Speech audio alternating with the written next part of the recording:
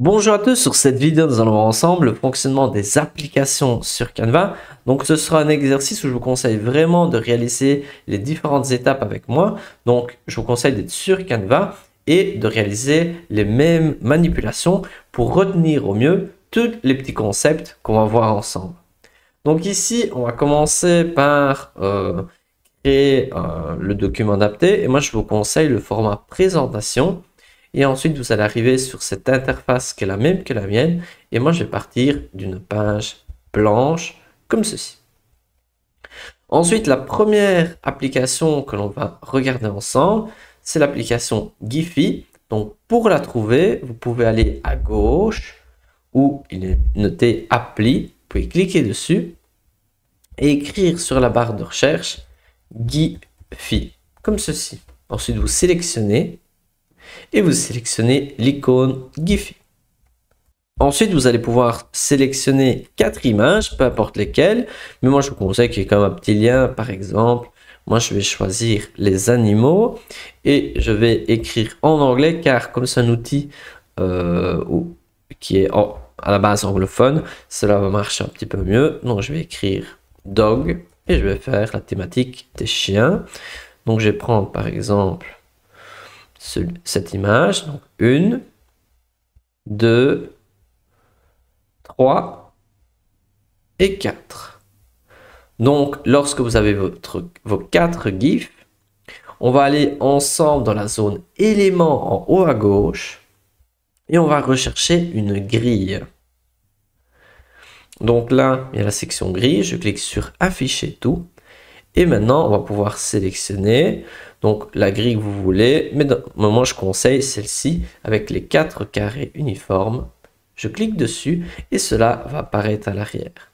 Et donc maintenant, on va pouvoir placer les différents GIFs dans chaque section.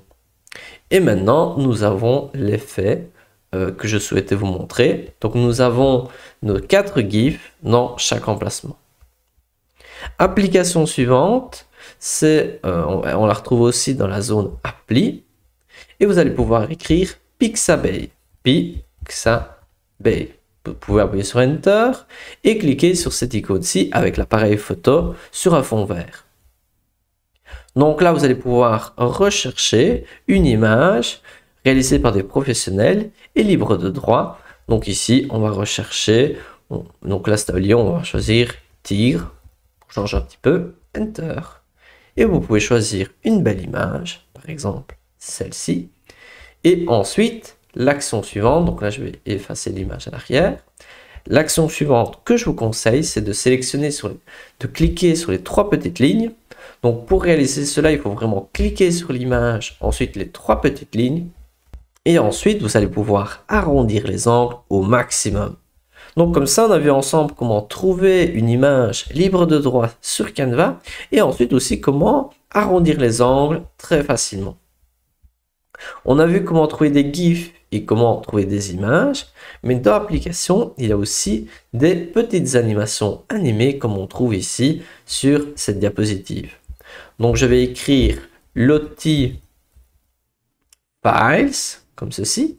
Je vais sélectionner l'application qui ressemble à un petit serpentin. Je clique dessus. Et je vais pouvoir importer une animation sympathique comme celle-ci. Par exemple, je vais prendre la petite glace. Hop. Et je vais pouvoir l'ajouter au design. Et donc là, nous avons des chouettes petites animations que l'on peut trouver sur cette application Lottie Files. Si vous recherchez des icônes, on va aller dans Applications et il existe l'icône Icon Scout. Je clique sur Icon Scout et là, je sélectionne et je vais pouvoir trouver des petites icônes. Donc c'est vrai que ce n'est pas spécialement les plus belles, mais il y en a quand même beaucoup, il y a plusieurs rubriques, donc cela peut toujours vous intéresser. Application suivante, c'est Frame Maker. Donc là, vous pouvez aller dans Application et vous pouvez écrire Frame Maker. Hop. Donc pour retenir, je vous conseille vraiment de réaliser cela en même temps que moi. Vous pouvez mettre sur pause et vous avancez à votre rythme. Donc là, moi, je vais sélectionner Frame Maker Et ensuite, je vous conseille de modifier la taille en cliquant sur See All et on va choisir par exemple une flèche. Et donc là, la flèche, on va pouvoir la modifier. Donc on va créer un cadre personnalisé, par exemple, on va le faire comme ceci. Et ensuite, on peut ajouter au design. Donc maintenant, je vais l'agrandir pour s'en voir un petit peu mieux. On va pouvoir insérer une image à l'intérieur. Et pour insérer l'image, je vais aller dans Applications et je vais écrire Pexels. Et donc Pexels comme Pixabay, c'est un endroit où on peut retrouver des images. Et je vais prendre par exemple cette image-ci. Ensuite, on va regarder ensemble comment créer un QR code. Pour réaliser cela, je vais à nouveau retourner dans Applications et je vais écrire QR code. Et je vais utiliser l'application Code QR. Mais vous pouvez voir qu'il y a plein d'autres applications. Il y en a 1, 2, 3, 4, 5, 6, 7, 8, 9, 10, 11, 12, 13. Vous voyez encore, il y en a encore un petit peu en bas. Donc il y a plus ou moins 15 applications qui permettent de créer des QR codes. Certains plus personnalisés que d'autres. Mais ici, moi, je vais prendre l'application la plus simple, Code QR, où il suffit de copier l'URL, CTRL-V, et je vais cliquer Générer un code. Et voilà, je viens de créer mon QR code. Si vous voulez un QR code plus personnalisé, vous pouvez cliquer sur la petite ligne pour modifier les couleurs. Mais si vous avez besoin vraiment d'un vraiment beaucoup plus personnalisé, il y a les autres applications. Maintenant, passons à une autre application qui permet de créer des images avec l'intelligence artificielle. Donc, vous pouvez aller dans Applications. On va fermer notre recherche et on va chercher Média Magique. Donc là, je vais cliquer sur Média Magique et je vais pouvoir écrire une description de ce que je souhaite voir. On peut voir qu'on peut créer une image, une illustration ou une vidéo. Donc ici, on va créer une image et je vais écrire un chien. Ensuite, ici, je peux sélectionner parmi les différents styles. Donc, on peut voir qu'il y en a déjà un certain nombre. Et je vais sélectionner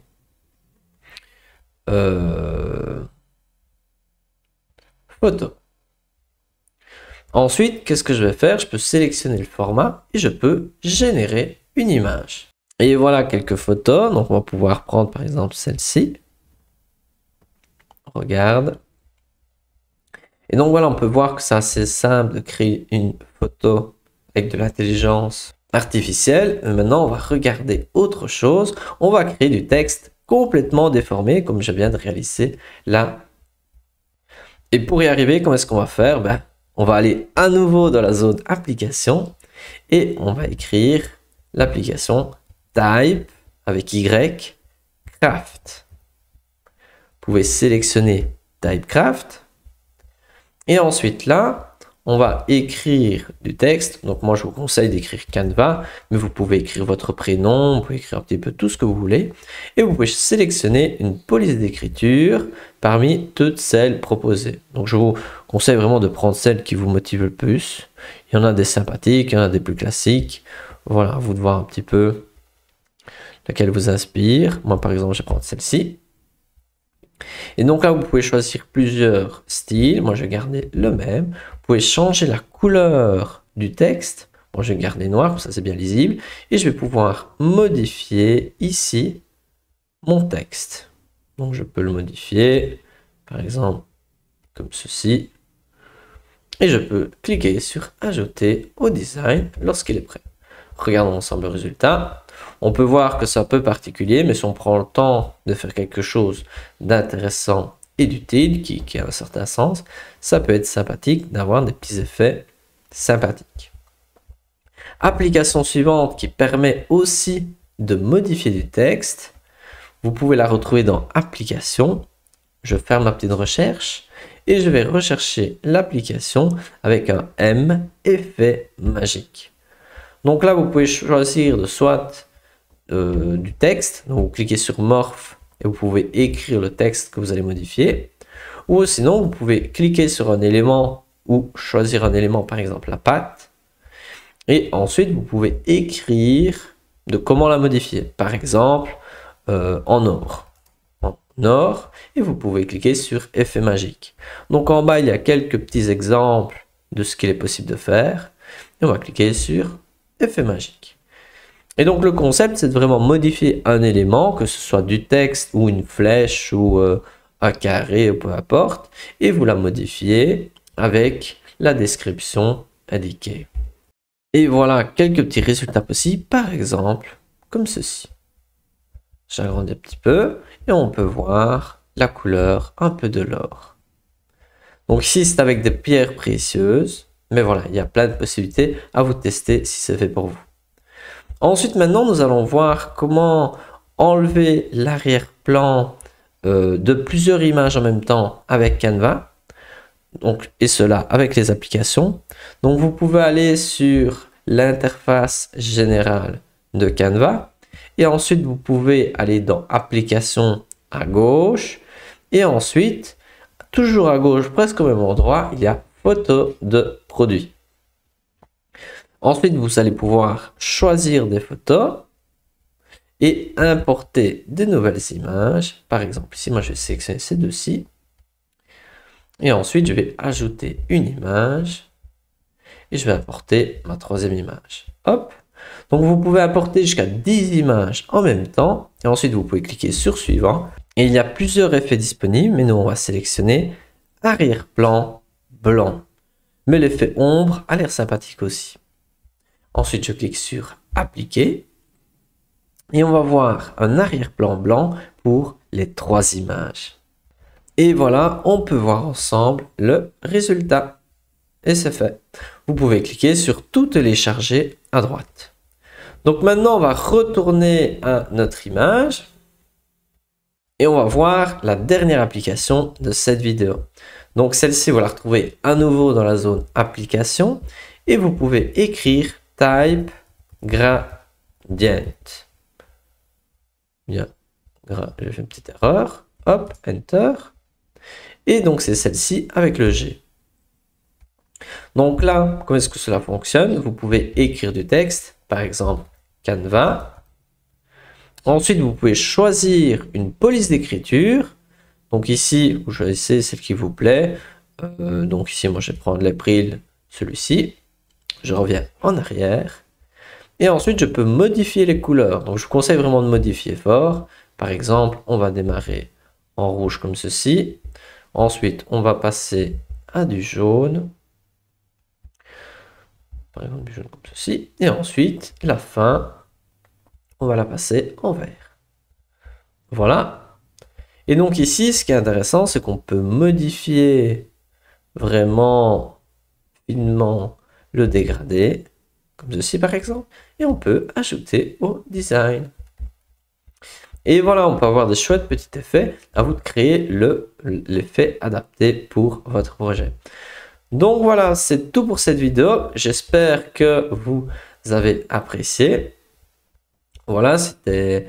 n'hésitez pas à regarder les autres exercices. Il y a la playlist qui s'affiche ici. Comme ça, vous allez devenir des experts de Canva.